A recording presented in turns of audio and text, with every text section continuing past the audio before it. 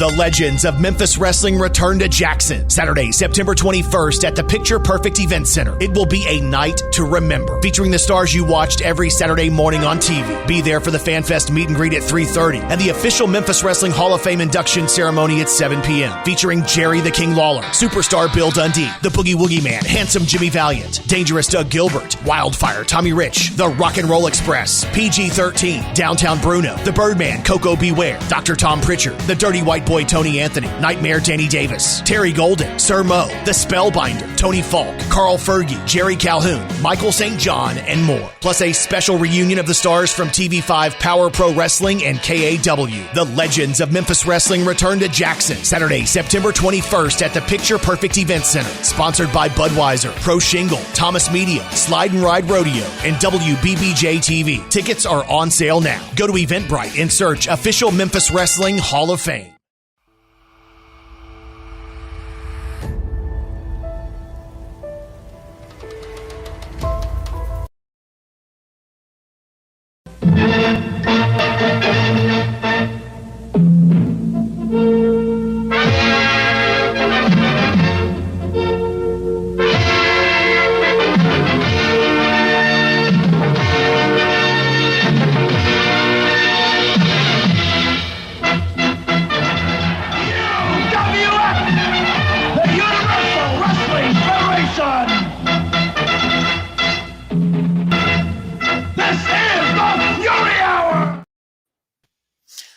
Hey everybody, welcome once again to the UWF Fury Cast.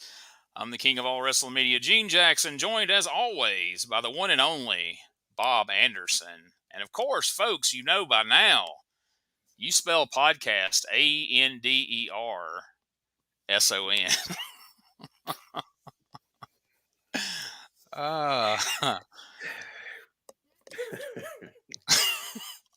He's speechless. Unlike our friend John Tolos last week, who was unfortunately not speechless. But I will say, on the plus side, there is a lot less John Tolos in this episode. So you do have that to be thankful for. So, you been getting any feedback at all on the podcast? You been hearing any good bad things? Anything at all?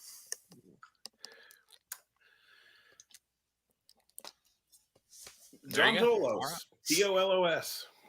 That's all I can think about, man.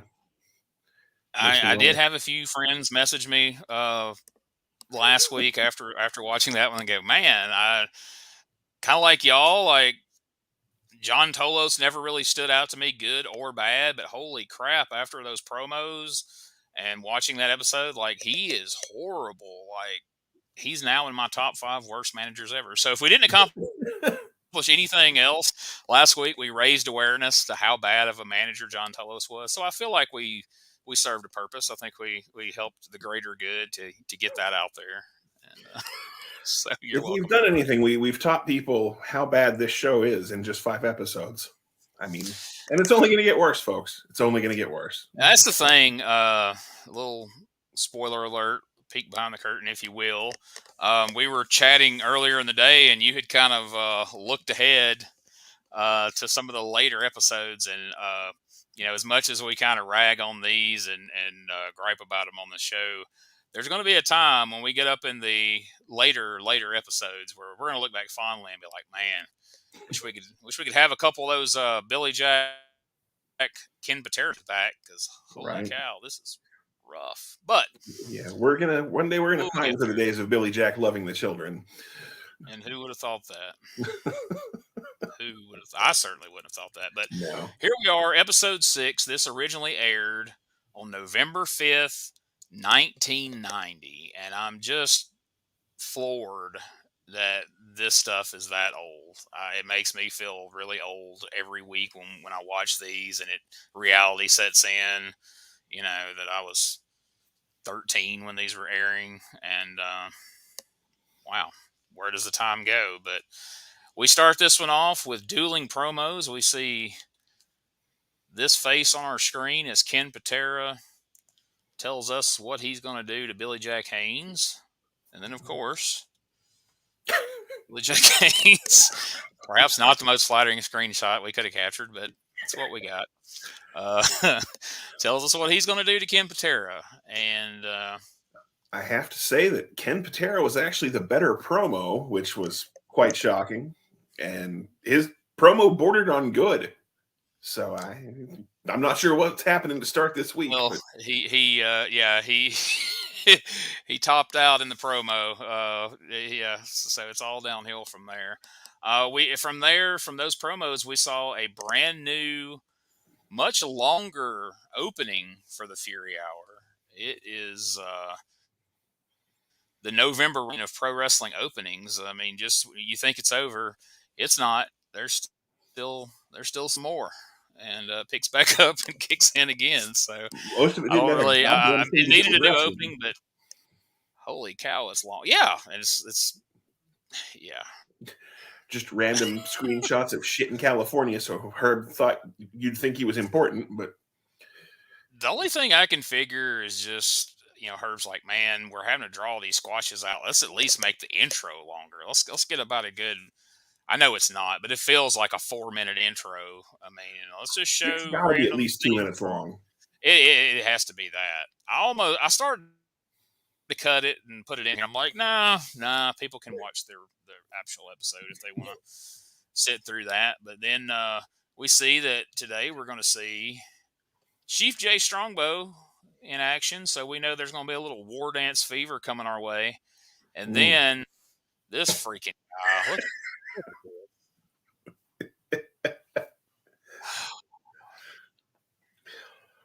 I'm starting to wonder if maybe Herb sprung for like a second-year college kid to get that new opening.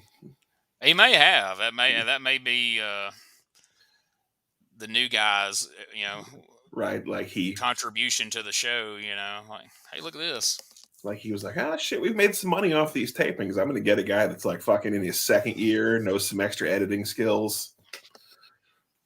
And the guy's like, yeah, I just got through making a commercial for this town in California for right. It's like for the and so then Herb's just like, all right, let's steal it and just wrap UWF shit around each side of this. I have these leftover shots from my fucking tourism commercial that I did for my project. Oh, perfect. Put these shots of Dr. Death right in the fucking middle.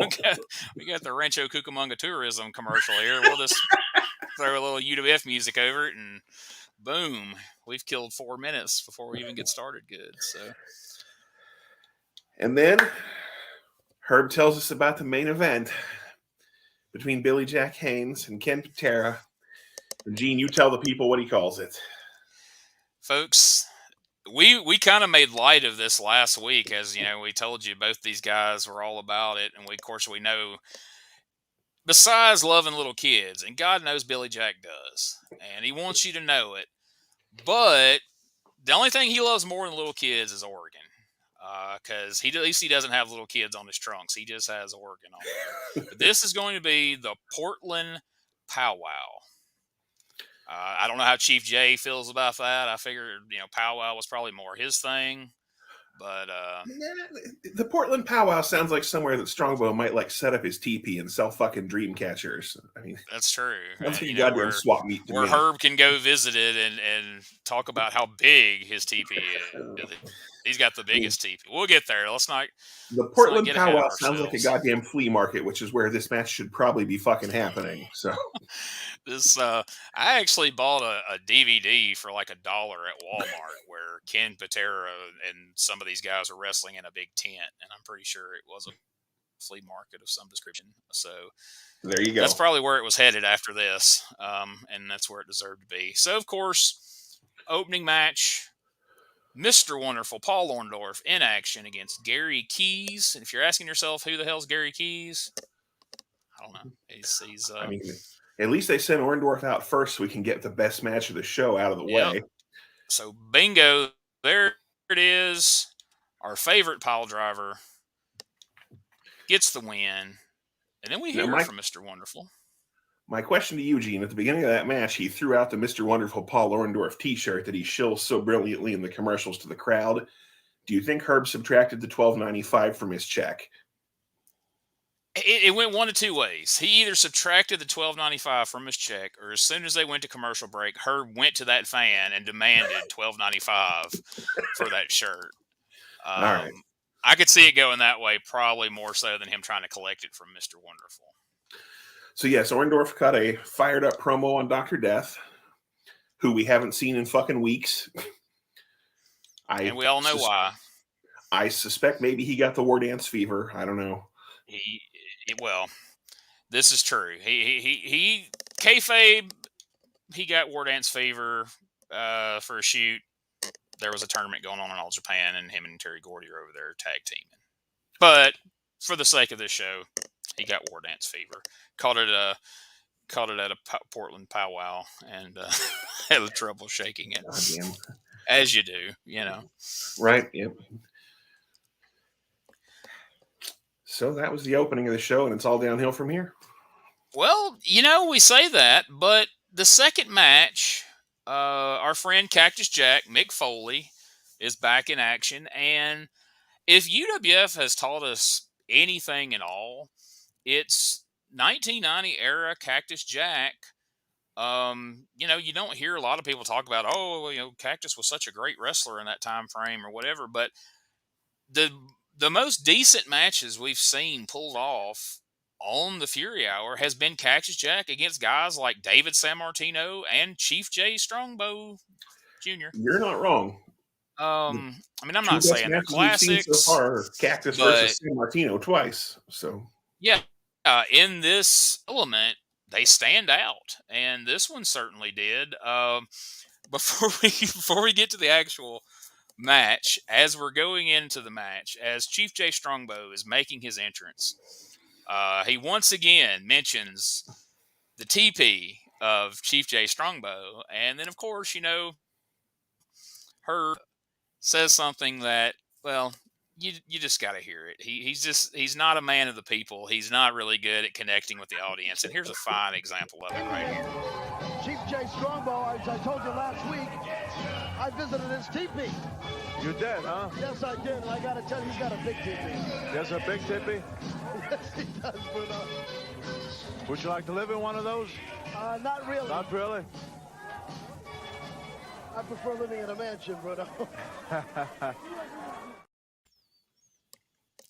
I mean, you almost feel like I visited his teepee, and he has a huge teepee, is referencing something else. I don't know what. I wouldn't even want to venture to say what he's referring to. But Bruno's remark, is a big teepee. That is funny to me. And then I prefer to live in a mansion, like all of the other fans that are attending the show. Oh, exactly. A way to connect with the audience. Like I can't imagine Gorilla Monsoon or Lance Russell or any of these guys ever making it. Dave, I sure do enjoy living in a mansion, you know, or Gorilla Monsoon. Give me a break, Heenan. I would rather live in a mansion. But here's Herb talking about living in a mansion with that very hokey music playing in the background. Oh, and then here's some fun. So everything's being positioned. The promos we've seen, the matches we've seen, the way he's presented. Obviously, Chief Jay Strongbow, they're expecting him to be a huge babyface to play off of WWF legend Chief Jay Strongbow. Cactus Jack has certainly been positioned as a heel with his recent cheating victory over David Sammartino in the no DQ match. But listen to the fans. Listen to the UWF fans here. We're still in California. So let's hear how they react to the dirty heel Cactus Jack. Opportunity to use that and utilize that war dance on Cactus Jack. Yeah, well.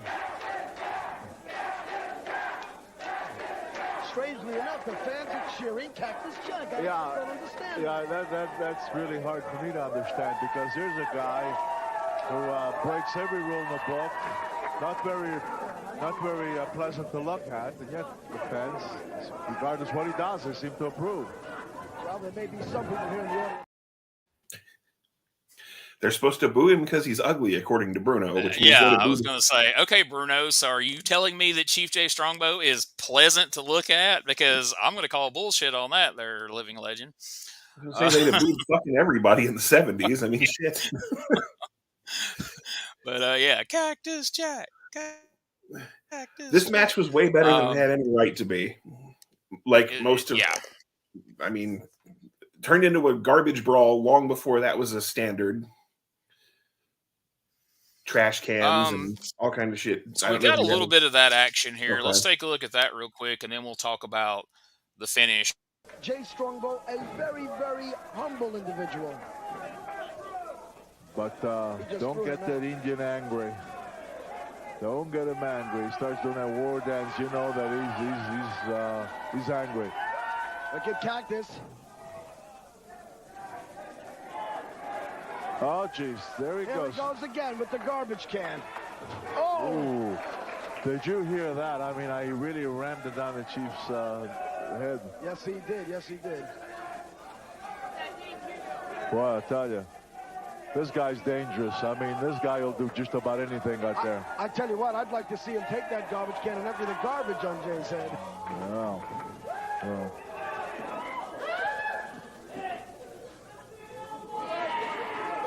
Jack back in the ring. He had enough sense at least to listen to the count.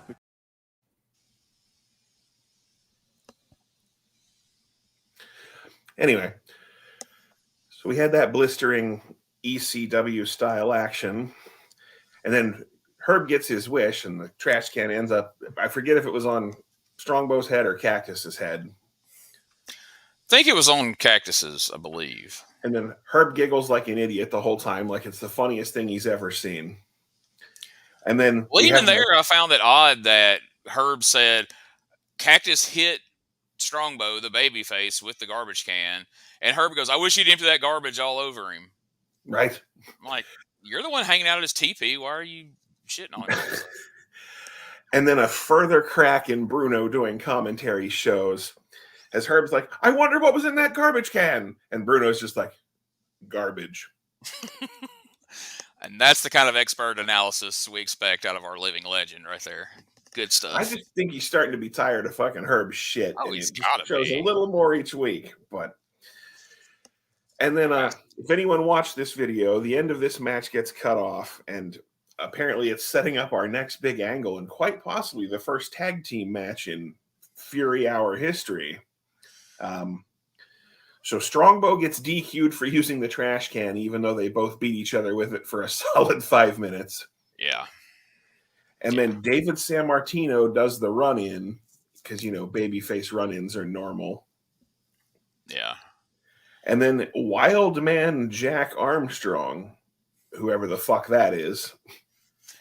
So, all right. So for context, Wild Man Jack Armstrong was a California wrestler. You know, he'd wrestled out in California. He's done some mask gimmicks here and there.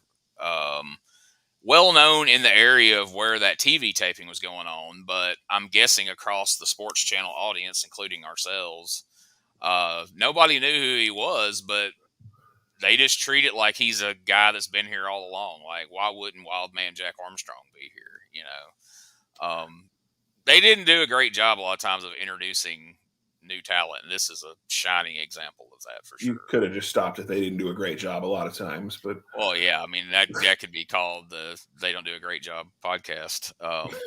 But so Wild Man Jack runs in to help Cactus Jack, and we have the match everyone's been waiting for is David Sammartino, James, the son of Bruno and the son of Chief Jay.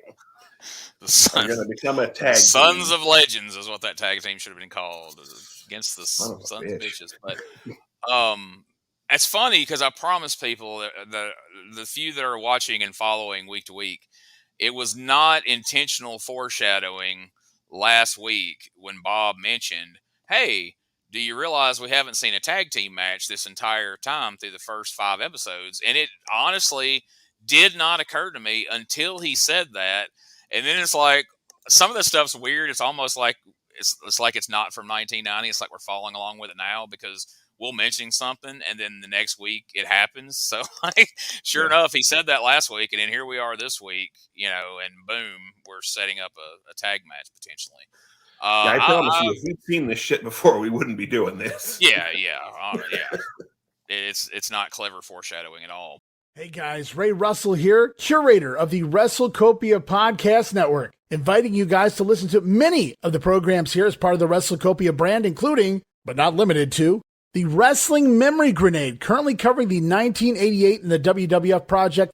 You can also listen to the Regional Wrestling Podcast, where we talk the territories, whether it's Jamie Ward with Georgia 81, Roman Gomez with the UWF in 1986, or Gene Jackson covering Memphis in 85. 3 projects going on right now over there at Regional Wrestling. You can also listen to the Wrestling Stoop with the legend himself, Bob Roop. Bob goes back in time each and every week, covering not just his career, but countless stories and interactions with hundreds of wrestling names spanning his 2 decades in the business. But that's not all. You can also check out the Puro Wrestling Academy with the professor of Puro Resu, Mr. Dan Ginnity. Dan and I go back in time and cover the history of Japanese professional wrestling in the English language. And you can listen to all of those shows and more, all part of the WrestleCopia Podcast Network, located over at WrestleCopia.com. That's WrestleCopia.com, and anywhere your podcast streaming needs are met, from Apple to Spotify, Pocket Cast, and beyond. And while you're at it, why not subscribe to our social media guys for all the latest goings on here at the WrestleCopia Podcast Network. Plus, I'm constantly adding old school video clips and pictures from throughout wrestling history. You can follow us over on X, formerly Twitter, at Wrestling Grenade. That's at RASSLIN Grenade. Also, follow and like me, Facebook.com/Wrestling Grenade. And why not subscribe to YouTube.com/Wrestling Grenade. So if you're looking to support that next up and coming podcast brand, please consider making it WrestleCopia. I pulled these shows, so I found these shows on the internet and cleaned them up and took the commercials out, cleaned up the audio as best I could. But the 2 versions that I found online, for whatever reason, in both of them, the end of this match is cut off. Yeah. It's out there. I mean, we found it and saw it for the sake of knowing what the finish was, but the video was just garbage. Quality wise, not match quality wise, it's all garbage as far as that goes. But it wasn't worth putting in. But anyway, as Bob said, yes, clearly we are driving towards a incredible tag team match that I can't wait to see, because, me being from Alabama, I'm familiar with Bullet Bob Armstrong, Brad Armstrong, Steve Armstrong, Scott Armstrong, and Lord knows we all know the Road Dogg, Brian Jesse James Armstrong. Wildman Jack Armstrong is the lost Armstrong family member that we're going to learn about coming soon, apparently. And I didn't know you had such a disgust for Road Dogg. We'll dive into that more in the future. Great. Oh, I didn't know. I guess I better call somebody. Okay. I'm not doing it. I'm not putting that over. I don't want to know what 2 words you have for me right now, but please let's refrain from them. So one word for you. Back versus Chief Jay Strongbow Jr. Well enough. Is there anything left? I think we've covered that match. It was moving on.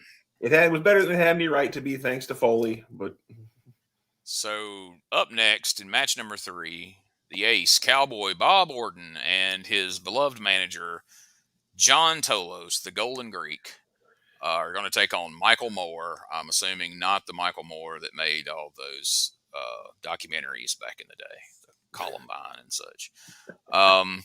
The first thing that struck me about this is this line from Herb as Bob Orton is making his way to the ring to the Bonanza theme song from the television show Bonanza. Bruno, this is one of my favorite tunes, Bonanza, and I gotta tell you, this is one of my favorite wrestlers, Cowboy Bob Orton. What a proven individual in that ring. Yeah, I know. Last week... So who would have guessed that a guy who prefers living in a mansion's favorite tune would be the theme song from Bonanza? We're all over the place. I figure there are a lot of millionaires that just sit around in their fucking mansions watching Bonanza and Rawhide reruns, you know? Shit. Maybe that explains some of the booking or something. I don't know. But anyway, little more insight into Herb Abrams. This is just your typical squash, but let's take a look here at the finish. As I have seen, Bob Orton's one-time partner, Don Morocco, use this where you put the knee in the back and drive them face down. I've seen Ivan Koloff use this. I've seen quite a few people do this over the years, but I've never seen this applied quite like this. And then we'll see of course, the superplex. Oh, wow. Did you see that? Boy, I'll tell you what. Michael Moore's going to pass on lunch tomorrow. Oh, boy, I'll tell you. Now it looks like a vertical suplex coming up. Sure does. Vertical suplex here. No.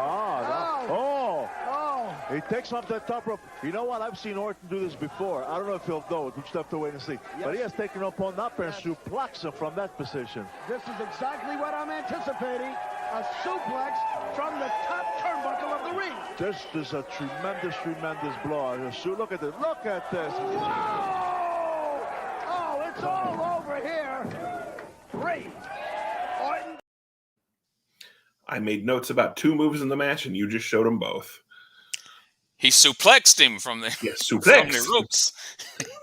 And I don't know how many times I've ever really seen him pivot like he did in the middle of the suplex. Yeah. He kind of turned, and then that unfortunate pinning combination there that I think 2 Live Crew called that the buck back in the day. But anyway, nonetheless, nothing else to note about that match.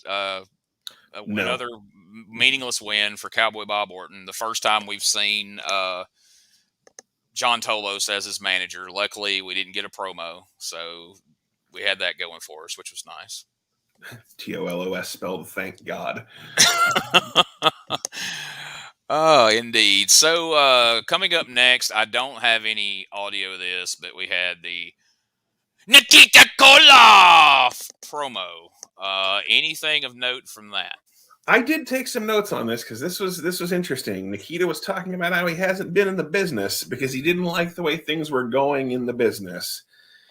He didn't like the way things were happening. But then the UWF promoter called him and told him that in the UWF, they just wrestled.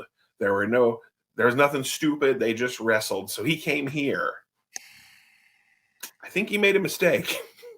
I was going to say, how bad were things in the wrestling business that he left? And this is what brought him back, because allegedly, he was running a gym, I think somewhere around Charlotte maybe, but he was running a gym. I know that for a fact, because he mentions that people were coming into the gym all the time and asking him, how come you no wrestle? And so he thought about it, and then he got a call from UWF and found out that they were doing wrestling the right way, apparently, that didn't bother him. And here we are. Not even being funny. Like, this was after his wife passed, right? And this is when he left the business. Yeah, he left the business. His wife had cancer. That's right. And he left the business to, see her through that. And then once she passed away, he stayed out of the business for probably another year, because he left the business in 88, towards the end of 88, and he pops back up here in 1990. And then he goes back to WC or NWA WCW. And back to WCW, has the second heel run there where he turns on Luger in that, promo. I have a title to present to you today, Alessa Luger. And then he hits him in the head with it. And, you're really good at that. You know that? I miss in wrestling. Why the hell me and you didn't team up as a couple of bald Russians? We really missed the boat. A couple of chains and a sickle on our singlet, and we would have been in business back in the day. But I hear there's not as much of a market for it these days. Right. Which is a shame. So now can we be like hipster Russians, maybe? we could do that. We could be the hipster Russians. So now we failed ourselves because we did not tease that we had a huge surprise on this show. Captain Lou Albano. They didn't tease it before this episode, though. I know, but we should have picked up their slack, because God knows somebody needs to. And so Captain Lou has a big surprise for everybody. Huge. You might even call it a giant surprise, if you will. But let's take a look. I don't know if we're going to get all the way through this, but let's go now to the Captain's Corner, who this time is not taking place in front of a green screen in some nondescript random place. This is actually in front of the audience here at the where are we at this point? We're still somewhere in LA. Yeah, we're still out in Rancho Cucamonga. Perhaps there were a couple of young bucks out in the crowd. Oh, And this is where they learned what wrestling's all about, which would explain some AEW booking, but nonetheless. Said I had a surprise, something special, something that only Universal Wrestling Federation can handle. I said I had somebody coming in that was unbelievable. A human machine, a human magnet, a human giant, a superhuman being, the 12th wonder of the world. Here he is, Andre the Giant. Hey, hey. Ladies and gentlemen, without a doubt, here it is. Here he is. Hey, all right. Hold it. All right. Now, ladies and gentlemen, hold it. All right, hold it. May I say at this time, there is only one man that stands 7'4". There is only one man that weighs 546 pounds. And there is only one true giant. And I give you Andre the Giant from Canopo. Lord, just like you know, you used to be my manager for a long time. And even sometimes you used to be against me, but it's okay. We're still friends now. Right. And you know, every time I come in the ring, anywhere in the world, it's just because it's the best of wrestling coming through. So that's why I'm here tonight with UWF, because that's where the best going. When they contracted Andre the Giant, they said, Andre, we want you to come in to the Universal Wrestling Federation. And Andre said, I will only come back to the greatest wrestling in the world today, and that is Universal. And folks, I feel thrilled and honored to have the Giant with me, the one and only true Giant. But Lou, I want to ask you one thing. What does UWF mean? It means Universal Wrestling Federation. We're all over the nation. It's unbelievable. We're often imitated, but never duplicated. And let me give you Andre again. But Lou, I thought that meant you want to fight. So Well, whoever wants to fight, we can come anytime you want. With UWF, you get it all the way. would you like a peanut? You want to fight for a peanut? Okay, so first of all, Captain Lou, the biggest overhyping person of all time. This is something that only the Universal Wrestling Federation can handle. I mean, okay, whatever. And then he's a giant. He is a human machine. Okay, fair enough. He was one of the machines, and he was the giant machine. We'll give him that one. He's a human magnet. What the fuck does that even? What does that mean? A human magnet. He's the 12th wonder of the world. At one time, he was the 8th wonder of the world, but somehow, in the couple of years since we'd seen him, he has moved up to the 12th wonder of the world. We got 3 more. Andre the Giant. Giant. Lou said there's only one person that weighed 546 pounds. I was trying to figure out which one of the two of them it was. So, all right. So for a little context, people, so this would have been the last time we would have seen Andre on wrestling mainstream television. I'm sure he made an appearance or two after, but the last big thing he did would have been in March at WrestleMania, where him and Haku lost the tag team titles to Demolition. And then he turned back babyface to the end because his career was pretty much over. Because if you watch WrestleMania 3 in 87, he was barely mobile. Yeah. By WrestleMania 6 in 1990, he was beyond barely mobile. He was barely upright. So that was fair. He needed to end his career. And so Vince was going to let him go home and finish out his career and seemingly life. But Herb Abrams throws some money at him, and now here he is in the Universal Wrestling Federation with Captain Lou Albano. He did look better there than he had in years in WWF, at least movement-wise. I mean, to me, he looked uncomfortable with all the loose shilling. But I do have to say, Herb always wanted to get Vince's attention, and I figure if anything he ever did got Vince's attention, it was this. As silly as this segment is, this was the first thing that Abrams had done where people in the not just people in the WWF, but wrestling journalists, wrestling fans had to go, shit, Andre the Giant. Like, it's one thing to have Mr. Wonderful and Bob Orton and Dan Spivey and B. Brian Blair, all great with their own right, but I mean, they were they're here. They were out there. They're out there, and they're doing what passes as independence in that day, things like that. But Andre the Giant, as Lou Albano would put it, was that's a big freaking deal. So I was shocked because when I first come across this, I was expecting him to I couldn't remember if this was the point where he was actually on the crutches. Because when he leaves here in just a few months, it may be on into 91, but when he came back to the WWF for the last time, and he accompanied, what was it? The Bushwhackers, I think. Bushwhackers. He was on crutches and couldn't stand up straight. And so I was shocked. Like I said, he was getting around. But there are some matches out there from this time period you can find on YouTube of him in Japan, him in Mexico.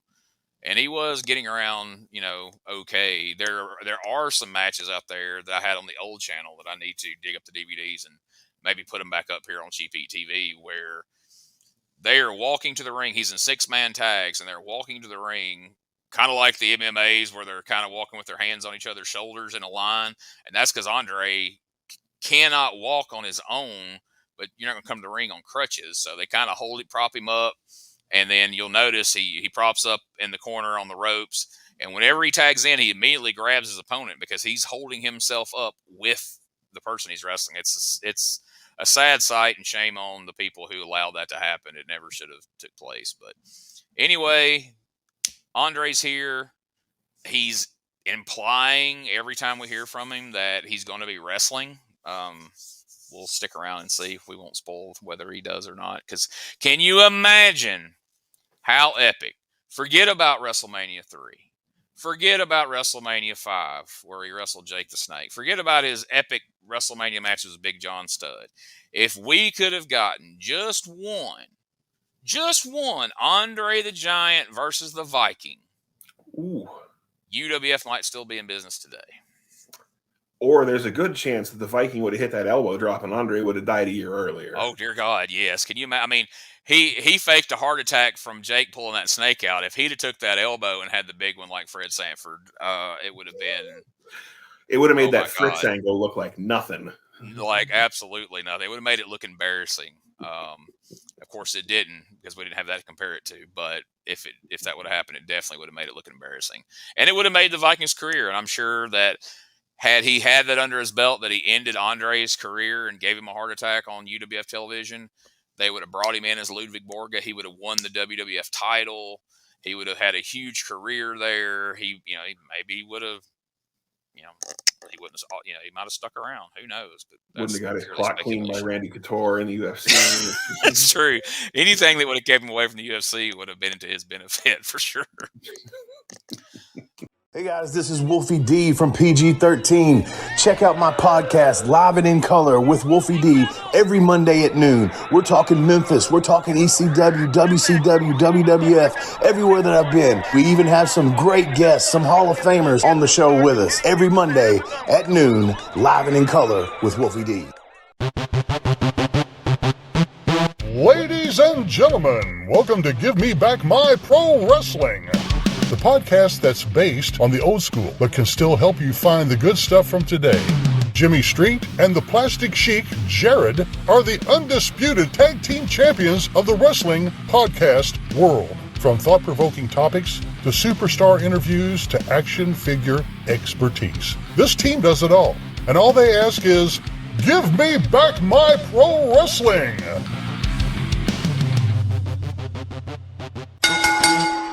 Every other Thursday, wherever you listen to podcasts. Speaking of which, we have a Viking promo next. I don't know if you clipped it. If you didn't. Oh, I sure did. Fantastic. Any chance we get to hear from the Viking, we're going to take it, folks. I promise you. That's our quality guarantee here on the Fury Cast. If the Viking speaks, by God, you're going to hear it. Let's take a listen right now to what words of wisdom the Viking has for us this week. Yes, Mr. X. Yes, Mr. B. And whoever is next. You walk in, but you only leave one way, and that's on the stretcher. And that's going to happen to everybody who dares to step in the ring with me, the Viking. I beat anybody, anywhere, anytime.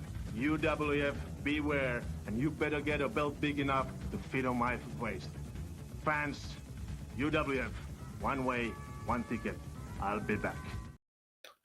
I have, fuck. Shit. Did he say you get a belt big enough to fit on my face? That's how he said it. I believe he said waist. And then he words and things. He started out with you, Mr. X, and you, Mr. B. Who the fuck is Mr. X and Mr. B? Like, what are we? And his hand keeps coming up, and it looks like he's like from a Tomb Raider game. Like, it's this big square thing on his hand, like blocky looking thing on his hand. It looked like Laura Croft's tits or something. Mr. X, maybe he was going to wrestle Dick Beyer. I don't know. Maybe. I don't know who Mr. B was. Maybe they were going to bring in Mr. T and he got the letters confused. Could be. And then after Mr. T heard it, like, you called me by the wrong name, fool. I'm not coming. Blew the whole angle. We could have had Viking versus Andre. We could have had Viking versus Mr. T. Viking versus the Destroyer. All in the UWF. But what we do have is the Viking versus Kevin Benjamin. That's almost as good. Pretty close. We got some highlights if you care to take a look at them. And I'm sure you do, because why wouldn't you? Let's go right now to highlights, for lack of a better word, of the Viking taking on Kevin Benjamin. Maybe that's Mr. B, Mr. Benjamin. Oh, spread out about the UWF, and so many of the top wrestlers from all over the world are trying to get here. Talking about giant, here's a guy. It's not quite Andre the Giant, but this is a giant in his own right. 316 pounds, big man. He did do that with great finesse, but he's got so much power and size that he still sends his opponent down. As you said, he does seem to have that arrogant notion about him, and he makes those faces in the ring. He certainly knows that he is a tough one to beat. Yeah, right now he wants to show some power. Beautiful power move. He just tossed him like a pancake. Yeah, sheer strength. There was no, he didn't use no great leverage or anything, just power. Let's see, he's going to do now. Side slam. Ooh. Boy. You know what happened there? Well, I don't think he quite caught him at the right. Exactly. He wasn't positioned properly. And he hasn't even broken a sweat, Bruno. No. Oh, look at this. Body press, military press, as you call it. Yep. Oh, did you see that? He picked him up and just dropped him like a sack of potatoes. Yes, he did.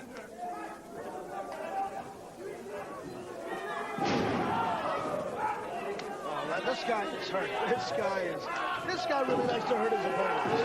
Yeah, he sure did. He appears to really be out of here. The Viking. Referee attending to Kevin.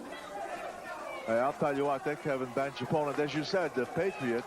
And again, they brought in the doctor and followed by a stretcher. And you know what? I wouldn't be surprised if a stretcher's going to... Yeah, here it comes. Yeah.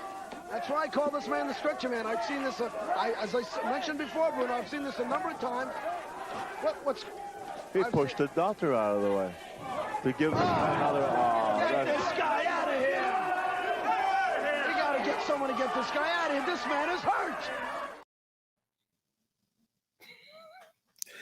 That sidewalk slam was the fucking best thing I've ever seen in my life. Dino Bravo ain't got shit on that sidewalk slam, son. And then he fucking hooks that arm wringer and then looks down at his fucking hands like, I got it right. That was my other favorite part of the whole match. Oh my goodness. And then the doctor was my other. I loved the doctor. Like the doctor runs in. I was like, holy shit! It looks like they had some guy, and they're like, fuck, we need a doctor. Run down to Kmart, buy white slacks, a white shirt, a white jacket, and a black bowling bag immediately. Go, go, go. I imagine that's exactly how that played out. A little bit of useless trivia. One of the guys who loaded him on the stretcher is the Black Knight without his mask on. So make sure you keep that in mind. In one of your mini rewatches of this episode, make sure you catch that next time. There were a couple of things I heard said there that I wanted to note, and I was so dumbfounded. Another thing you can pay attention to when you rewatch this is when he goes for that second deadly. Well, when he goes to the first elbow drop, the dumbass referee's in the way, and he has to stop and hit the other rope. Then after the match, he's going to give the death blow. He's going to give the second devastating elbow drop. That's going to ensure that not only is this guy going to end up on a stretcher, but his career's probably over. The damn referee goes to stop him at first, and then he finally gets around him. That's of note because that's also going to be the same referee that's going to run afoul of Dr. Death Steve Williams in a coming episode. So just mental note of that. That referee's a problem, and he's going to continue to be. I'm trying to think of what else was said. There was something else that got said that I wanted to note, but I don't remember now. So I guess it wasn't that important. But I noticed, though, that Bruno was kind of falling down the same road I was. He was saying how that the Viking was a bit of a giant. He wasn't as big as Andre, but he's a bit of a giant. And, I know one thing I noticed. As he was coming in the ring, he had to have pushed his nuts up into his stomach because he was not tall enough to really justify stepping over the top rope. That was a stretch to get over that top rope. I'm like, I hope he was wearing a cup because otherwise that was not comfortable. I'm sure if he cut a promo after, the Viking, we'll tell you next week. UWF. Mr. B, Mr. X. Maybe they're cutting the A out of the word giant because Andre the Giant was trademarked, so they can call him Andre the Giant. That's the only thing I can hope because I'm 45 years old, and I've never in my life heard anybody say giant. And it wasn't like a one time. I mean, every once in a while, you'll catch me on here. I'll misspeak and say a word wrong. But like Lou said it at least a half a dozen times, giant. Yeah, and even Bruno. But I mean, Bruno, I kind of give a pass because he can't half speak English anyway. But like Lou's giant, like just really emphasizing it. So I mean, Bruno had only been in the country for 35 years at this point. Yeah, I mean, he's still picking up. He's still picking up on the pronunciation of certain things. And of course, who wouldn't take their English cues from Captain Lou Albano? I'm sure he's like, Herbie, I've been saying giant wrong this whole time. I didn't know it's supposed to be giant, but I will fix it. So I don't have any clips of the next match, as we will see the son of the living legend, David Sammartino, taking on Herb Abrams' favorite Asian American, Ricky Ataki. So tell us a little bit about this match, Bob. Well, I have two things to discuss in this match. First, I think Bruno had a stroke. David hits an arm drag. It was fine. There was nothing, like, it wasn't a fucking Ricky Steamboat arm drag. Like, I didn't come out of my seat like, goddamn, what a great arm drag. It wasn't the shit. Yeah. But Bruno had a fucking stroke. Like, I wrote this down. I'm going to have to look at my notes to read it. So if I'm staring down, my apologies. But like, literally, Bruno, this was Bruno's full quote. I had to rewind like 6 times to get this whole thing. But like, what the fuck? Bruno, what a beautiful arm drag off the ropes. As Ataki came off the ropes, David caught him with a tremendous arm drag. And I tell you, that was an arm drag because he was coming off so fast that when he caught him with that momentum, he really got him with a tremendous arm drag that was a beautiful arm drag. What the fuck? It was a goddamn arm drag, Bruno. I know he's your kid, but holy shit. So there's only 2 explanations for that. One, I assume Bruno had a hand in training his son. And perhaps throughout his training, throughout his chubby times in the WWF, he just never could execute the arm drag. And at some point, Bruno's like, David, quit doing the arm drag. You suck at the arm drag. Just no arm drag. And then here he nailed a halfway decent one, and Bruno's like, holy fuck, he did the arm drag. Or he had a bet going with Herb or someone in the back that he couldn't say arm drag 6 times in the course of one match, and this was his opportunity. And he's like, I'm getting that $20. Arm drag, arm drag, arm drag, arm drag, arm drag. But he literally arm drag, tremendous, and beautiful were all said like 5 times in that 30 seconds. And then I had to feel somewhere Raven was smiling if he saw that. And then later, the finish of the match, David hits and I never thought I would use these words to describe David Sammartino, hits a beautiful power slam. I'm talking fucking excellent power slam. And I was like, I popped for it. I was like, holy shit, that was great looking. And instead of going for the pin, he slaps on this piss poor figure 4 leg lock that the guy taps to. I just... and you're like, why is Bruno not creaming his pants over this power slam? Yeah, like if he did a power slam. He power slammed. You see what he did? He come off the ropes, he catches him, he spin and power slam. Holy fuck. I mean, it was really like, it was like a fucking, like the DiBiase snap power. Like, it looked great. And then he fucking put on this, like, it wasn't quite as bad as a fucking Blair sharpshooter, but it was a piss poor figure 4 leg lock. Well, I pointed out in the previous episode, like, I've never seen anybody overwork a figure 4 like he does when he puts them on. Like, just cranks and cranks and cranks. Like, I don't know. It's very awkward and off-putting the way he does. And then when David gets announced the winner, the crowd boos the shit out of him.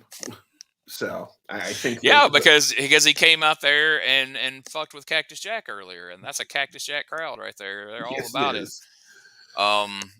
From there, we had another little brief Andre promo. We're going to save that till the end of the show. We're going to close with that because I just feel like it puts a exclamation point on everything we've seen today. This is Wrestling Nostalgia, the podcast that dives into wrestling history. Hey, wrestling fans, I'm Dave Dynasty, and if you enjoy podcasts that are knowledgeable and history-driven, then Wrestling Nostalgia is for you. With great guests and fun interviews, there are over 200 episodes in our archives.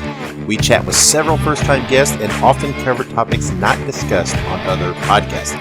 Look up Wrestling Nostalgia on your favorite podcast platform and visit all of our links at linktree/wrestlepod. That is linktr.ee/RASSLEPOD. And remember, wherever you go, whatever you do, be good, be safe, and keep on growing.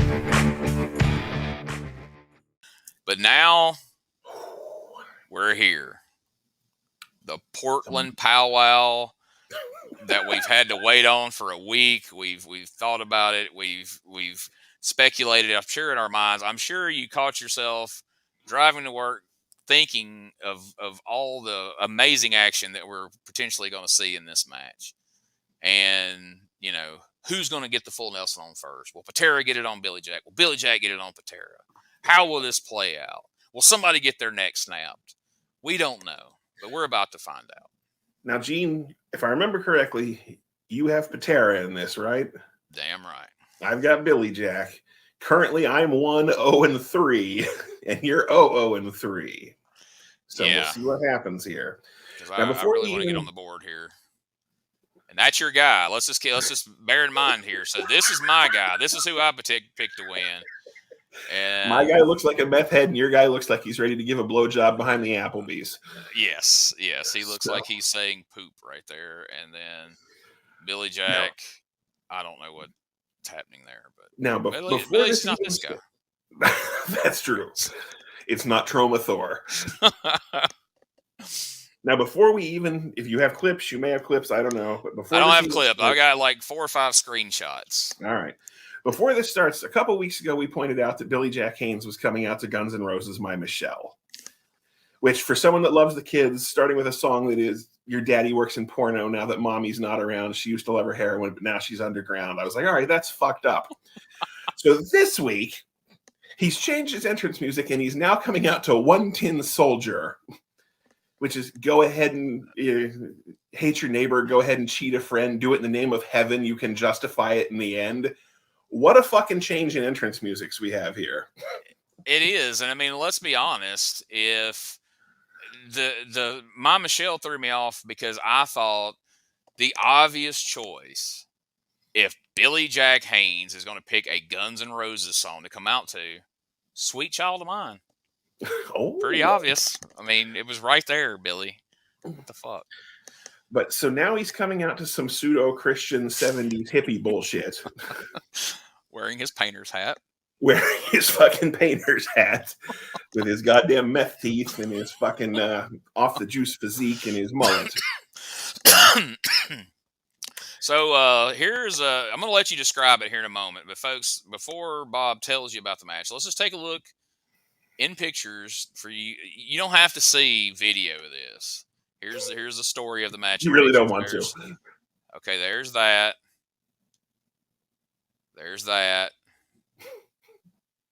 There's that. And then you would get more of that.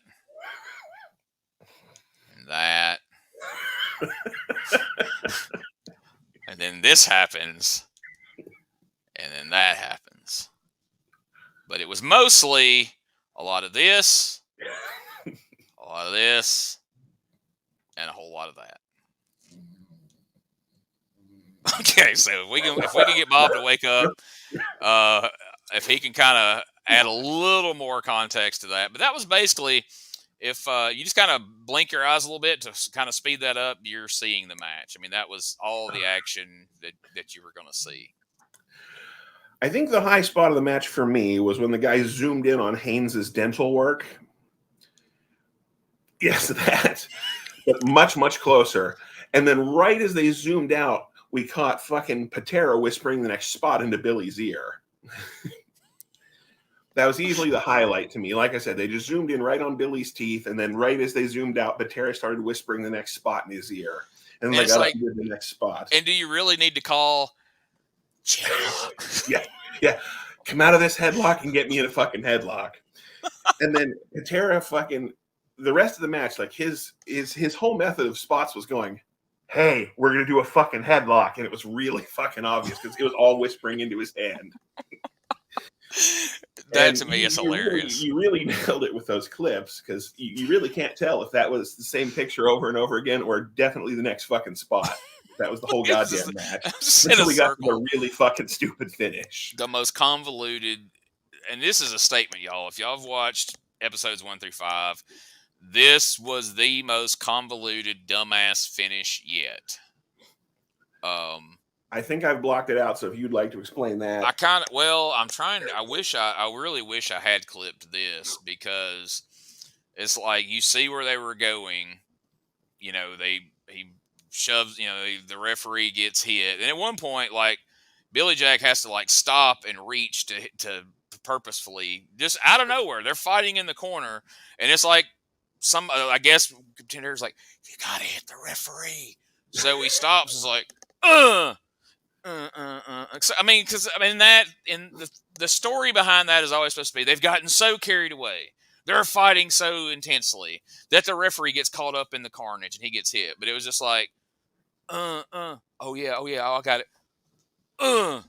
It would have made more sense if he'd put the referee in a fucking headlock. But yeah, or God forbid a fucking full Nelson, since that's the gimmick. Billy Jack right now is in the other room listening to our critique, and oh man, he's not happy. Look at that. He's quite right. But, he's probably going to tell somebody that we raped him, or so. Yeah, we murdered somebody by the train tracks and then raped him. So now we're both tied at 1-0-3. Because I don't think we explained that, but in that fracas, Ken Patera wins by disqualification because Billy Jack most outwardly hit the referee more than Patera did. So now I finally have a win on the board in a main event finish. But we also had two in the same show convoluted disqualifications where you could have justified disqualifying either or both, and both times the babyface got disqualified. Now, granted, it was more inexplicably in the Cactus Jack match, but even in this one, it was just painful. Because you have to draw heat for people that no one gives a fuck about. So let's take a look at what we can look forward to for next week's Yes, because just when you think it can't get any worse, Herbie's got you. What an awesome hour of wrestling action here in Los Angeles, California. But next week, a special return match as ordered by the UWF Commissioner. Billy Jack Haynes will take on Colonel De Beers with Larry Sampson as the special referee. I'm making a plea to the UWF Commissioner. Please let me referee a match between Colonel De Beers and Billy Jack Haynes one more time. Whatever happened in the past, happened. Colonel De Beers, I might be black, but you're in the United States of America. It is the policy of the UWF not to discriminate on the basis of race, religion, creed, or national origin. We welcome wrestlers whether they come from the Soviet Union, Iran, or wherever, and the same thing applies to referees. We welcome only the best of the talent in this organization, whether they be referee or wrestlers, and we encourage everyone to join us. Wrestling's most controversial match will take place here next week. Don't miss it. UWF, the Universal Wrestling Federation. It's the great rematch we've all been pining for. I mean, as this match ended, I know, I can read your mind. You were thinking, man, we need more Billy Jack. Like this, I'm not satisfied with this ending. I wish I could see more Billy Jack. And honestly, I wish I could see him finish out his feud with Colonel De Beers. And before you respond to that, because I know you've probably got a lot to say, my other takeaway from that, and by the way, so like when I put these clips together, I have to put a name on them for when I click them. And the name of that clip was Next Week, More Shit. My takeaway from hearing everyone's favorite UWF referee is I'm almost convinced that Larry Sampson is a Jim Henson Muppets character based on his voice, because that is not the voice I expected to come out of that guy at all. And he had zero confidence or conviction in anything he was saying right there. It was like, if there was ever a time for a take two, let's try that again, that was it. But as we can clearly see with the Viking promo, with many promos, it's one and done in UWF. If you don't get it the first time, there's no second time. It's airing, buddy. Hi ho, Colonel De Beers. Hey, I was really offended by what you said about me. And it's not easy being green, and it's also not easy being black, and it's not easy being a referee here, you son of a bitch. And no, actually, I was not thinking I want to see more Billy Jack Haynes. I was thinking, where is that gun that Tolos was offering the bounty hunter? You mean the headhunter? Oh no, the bounty hunter. I mean, no, the headhunter. Well, that guy. Yes, the headhunter, bounty hunter, spitball. The guy that spits a lot. You know. Fuck. Imagine how wet the inside of that mask was after those matches. Time he got through spitting, and inside that mask, it was all trapped in there. Wow. More De Beers, more Billy Jack. At least it's not Patera, I guess. I don't know. Yeah. So please, folks, please join us next week, even though it's going to be a rematch between Billy Jack Haynes and Colonel De Beers. But remember what I've been saying all along. It wasn't as bad as we thought it was going to be. Now, before we go, where the fuck did Commissioner Arnold Ross come from? He just appears out of nowhere to remind us that UWF does not discriminate based on race, based on ethnicity, based on athletic ability, based on wrestling talent. They certainly don't on that. They don't discriminate on any of that. If you've got a pulse and a way to the building, by God, you're going on camera. Best believe. And so before we go, we do have a sponsor we need to hear from real quick. So let's pitch it to our friend, Lord Alfred Hayes. Promotional consideration paid for by the following. Karate Fighters. You control the action. Dragon Kick versus the Red Ninja. Thunderfoot versus Skull Crusher. You control every punch, every kick. No rules, no referee, no holds barred. Just full contact karate action. The man left standing rules. Each set comes with 2 Karate Fighters. Get your hands on the action. Holy shit, that was loud. Jeez. Whew, be glad you aren't wearing headphones, because like my eyes popped out for a moment there when that curse came on. So 16, you got Billy Jack, or you got the Colonel next week? Whew, that is a tough call right there. So I don't want to break my streak that just started. He lost tonight, so it leads you to think that maybe he might win. But then again, Billy Jack's kind of your guy, so I'm gonna pick Colonel De Beers. All right, then I'll take the man in the painter's cap. So, boom, there he is right there. He's mad. That's his reaction when he found out that I didn't pick him. He's like, "You son of a bitch! How dare you?" And we'll see who else is in action next week. We can only hope that Nikita Koloff is back and in action. But I can't promise you that because I did not look ahead to see. Now, to kind of stay motivated to do these things, I don't look ahead. I don't want to know what's happening. But as we leave you this week, let me leave you with this, as Andre the Giant kind of sums up everything you can say about watching an episode of Universal Wrestling Federation. Hi, I know lots of people have been surprised, but you've been watching UWF. That's true.